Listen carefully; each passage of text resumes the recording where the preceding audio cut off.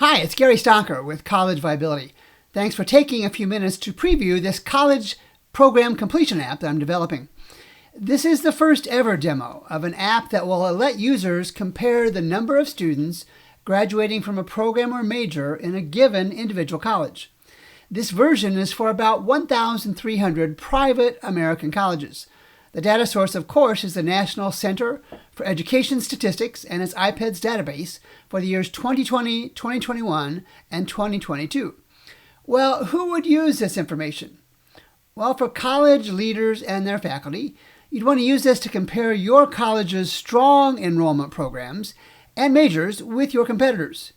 And you might want to use it to make decisions about programs to add at your college and maybe for programs to cut when your enrollment volume is low. For students and families, you might want to use this to make sure the programs or majors you are considering or your child is considering are not low enrollment majors at the colleges you are considering. And here's why. Colleges in their process of cutting back on low enrollment majors. You don't want to choose a college that will subsequently eliminate the major that you're thinking about. So this app will let you compare which colleges have strong enrollments and which ones not so strong. The demo is going to be from just 5 states. It's going to be from Illinois, Iowa, Indiana, Kansas, and Missouri. And we're just going to look at 5 of the 19 programs in the app. We're going to look at biology, business, education, health professions, and social sciences. Let's take a look.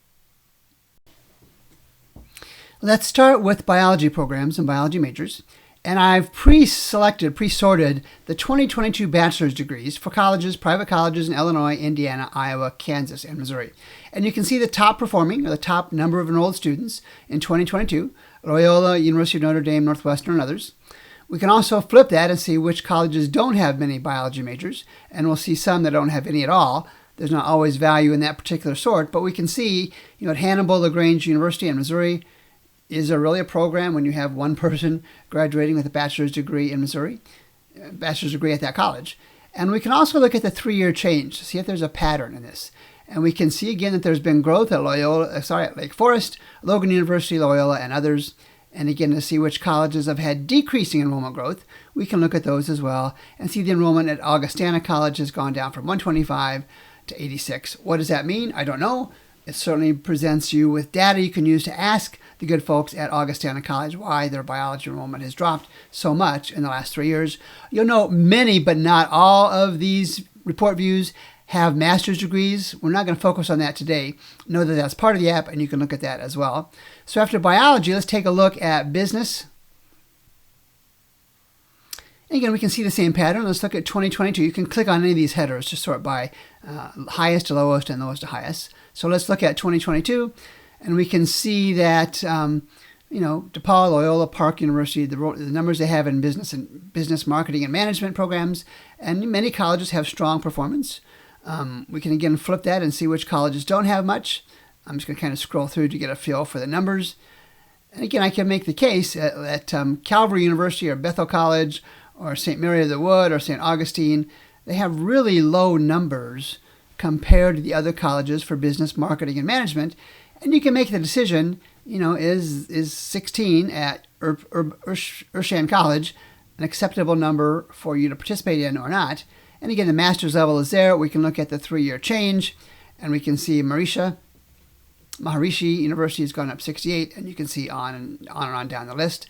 Let's take a look at education data. And anytime you can pause this video to look at the data more closely. The app isn't ready for release yet, but it gives you a feel for what it will do, what it will be like when it is released later this spring sometime. Here's education. We can do the same points. I'll click on the 2022 bachelor's degrees, and we can see those with strong bachelor programs in education. We can also look at the 3-year change in the bachelor's level and see programs with growth. And clicking out one more time is programs with decreases in the education bachelor's degree. And there will be sub-specialty, sub-majors in these. This is at the program level for right now. Let's take a look at health professions data. And again, the same pattern. Let's just do this different. Let's do this differently. We'll click on 2020 bachelors and see what that number looks like. And we can see, Loyola was strong in 2020, and they continue to be strong In 2022, they're down just a little bit. There's lots of ways you can sort the data.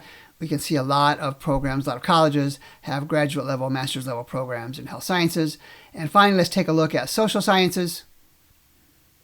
And I pre-sorted this. Let's go ahead and sort this by 2022 numbers. We can see the strong programs in the social sciences. We can see the programs that are growing through here. We can see the programs that are not growing through here.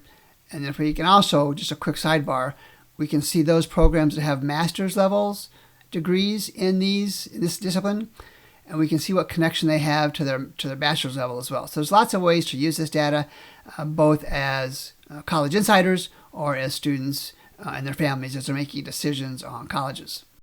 So what does this all mean? If you have followed any of my college viability media, you are well aware that higher education is in a major market adjustment. Arguably, the era of Moneyball, and of course that references baseball, the era of Moneyball has reached higher education. The data presented here is just another example of how accessing and presenting data in a usable, decision-making capacity can help both the providers of higher education and the consumers, the students and their families, more cognizant, more aware of some of the factors that can have a major impact on both the colleges themselves and their students. So we'll continue with this series for different states, different combinations of majors as we continue to develop the 2024 College Viability Program Completion app that will be out sometime later this year. My name is Gary Stocker with College Viability. Thanks for listening.